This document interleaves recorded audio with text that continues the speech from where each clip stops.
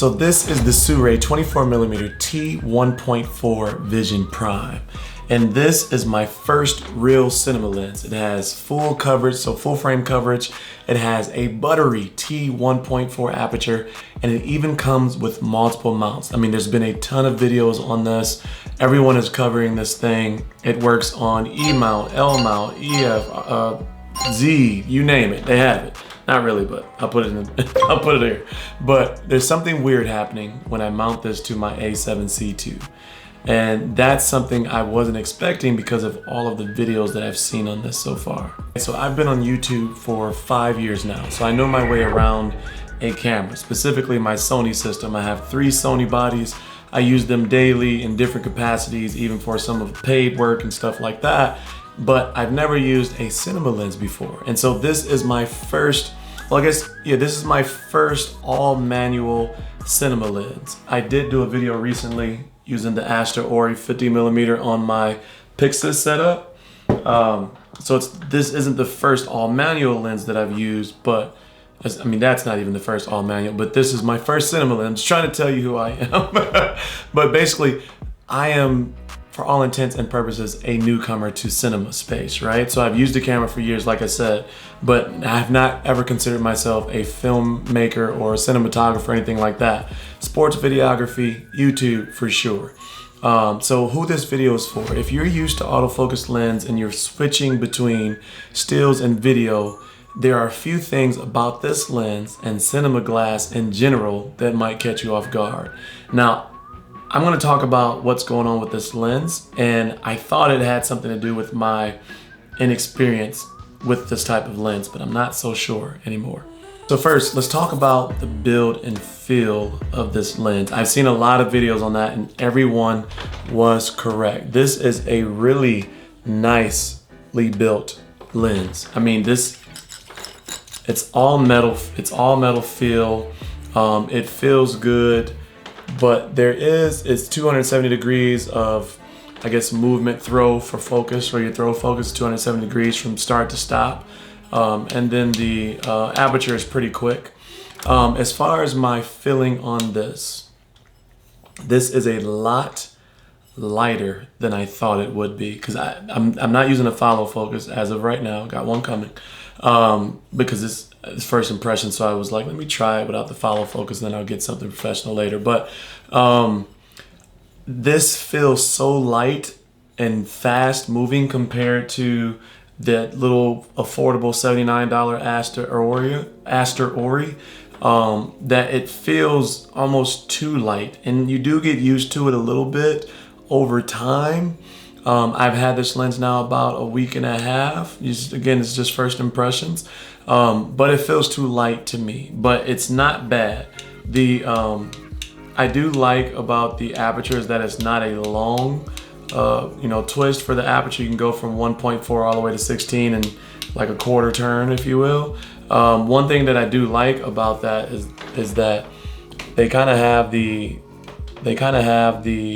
aperture, not all the out, like 1.4, 1.8, 2, 2.4, 2.8, like it doesn't go through every single one to 16. So I kind of like it stops on those kind of, consistent or average, normal used apertures, if you will. I'm gonna cover a few things first before we get to the really messed up thing that's going on with this, and then I need your help.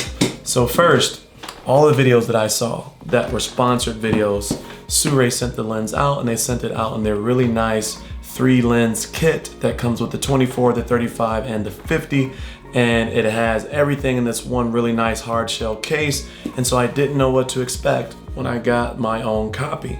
And so this is what it shows up in if you pay for it yourself. No, it's not true. This is what it shows up if you just buy one. I don't want to over, sensationalize. But it comes with the strap. Comes with this really nice case here. It's a padded case. It comes with this little kit here. It comes with 4 extra screws, and then it comes with a screwdriver, your other mounts.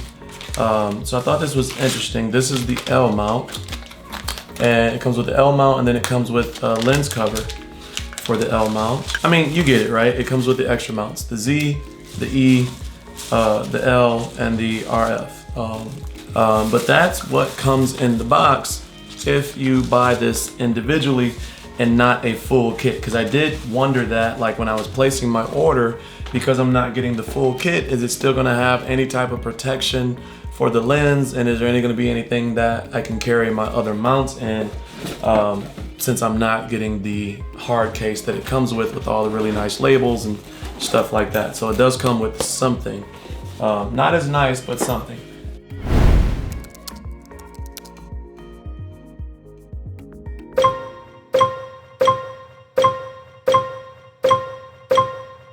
I found myself, when using this, moving it, on accident. Like I nail the focus, and then just because of how light it is, and I'm doing it by hand and not a wheel, it would just slightly shift and I would lose focus. Specifically, next subject is the aperture. T1.4 on this is definitely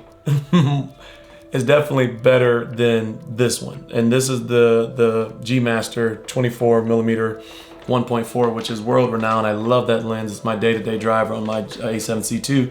That's another reason why I just threw it on my A7C II, because this is my daily driver. I did a video on that. But if you're wondering why that pair of cinema lens with the A7C II, that's why. But there's something funky going on with mine. And I've been watching footage, and I realized that all of the footage that I've gotten on this displays this aggressive jello wobbly type effect, to the point of where most of the stuff that I've captured, and I've only used this in, like, I've gone out, took it with me to my son's game, I took it with me to my daughter's game, which is also my game, the team I coach. I took it with me just walking the neighborhood. I took it just around the yard. And so I've used this a total of maybe 15 to 20 times so far. And all of the footage, like some of it is usable, but when I sat down and like took the footage off the camera, and I'm talking about, I'm using I'm using zebras, I'm using everything to make sure that I'm in focus and all of those different things. And this is just wobbly footage. Take a look at this. Okay, so this is at f4, 30 frames per second, 60 frames per second shutter speed, and I get like this kind of weird, where it's like the whole screen is moving versus me moving around the subject, and there's like this unnatural 3D effect that's happening. And I'm trying to figure out what that is. I thought it was potentially that I had a filter on it, and then I thought it was because I had the active stabilization all the way up to dynamic stabilization. But that's not what it is. There's a weird wobble effect that I'm seeing with this lens on the A7C II. So I don't know, you let me know your thoughts in the comment section below. I thought at first, like I said, that this was just something where I'm a newbie, I don't know what I'm doing quite yet with the cinema lens, and maybe I'm messing this up, but I don't think that's the case. After watching all of the content back in my Mac and in DaVinci Resolve, it's all got that kind of, there's something going on with it. You could think rolling shutter, but I mean, this thing is moving no matter which way I'm moving the camera. It's kind of doing that jello effect thing, to the point where when I was watching some of that stuff, I almost got like motion sickness, right? And I know there's not a conspiracy on YouTube where 100 videos came out about this lens being great and they're all lying. I know that's not the case, and so it has to be something with this specific one, maybe.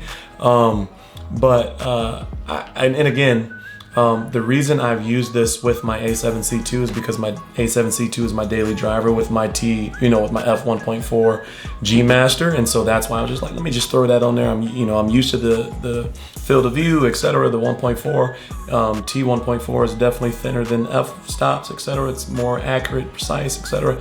All those things. But it's just, you know, I don't know what's going on with the lens. And so I made this video not to bash on the product, because I know that I imagine that this is a great product because so many people have done reviews on this and they've been able to show really good footage. I did this video just in case you're a newbie like me and this is your first lens. It's just the first impression. So I'm going to reach out to the Sirui online store first, where I bought it, see if what's the return exchange policy and stuff like that. And then we're gonna reach out to the Sirui marketing department to see if they can connect me with maybe one of the engineers, watch the footage and see if there's something going on with it. I was super excited to get this because I got so many bodies that I can try this with. I even got a 12K coming. So now I don't know. I'm kind of like, what do I do? But anyway, any questions you may have, any tests that you want to see, given that the situation has been remedied, put it in the comment section below. Or if you know what's going on with this lens, I am not that prideful person that's not open to hearing from someone else that does what I do, or has done it longer, or has more experience. Let me know in the comment section below if you can guess what's going on with this lens. I did test the mount. The mount's not loose. It comes stock from the manufacturer with the E-mount on it. It's not loose. I checked it with the screwdriver, didn't tighten it or anything because you could feel it was already tightened. So it's not the mount. But if there's anything that you think of or can think of, let me know in the comment section. I'd be happy to chat about this and figure out what's going on with this as a community, because it's kind of what we are as photographers and videographers, right? So I don't know, let me know your thoughts. If you're new to the channel, you enjoyed today's content, consider subscribing, joining the Cozy Coalition. But as always, stay cozy in that crazy world, and I'll see you in the next video. Peace.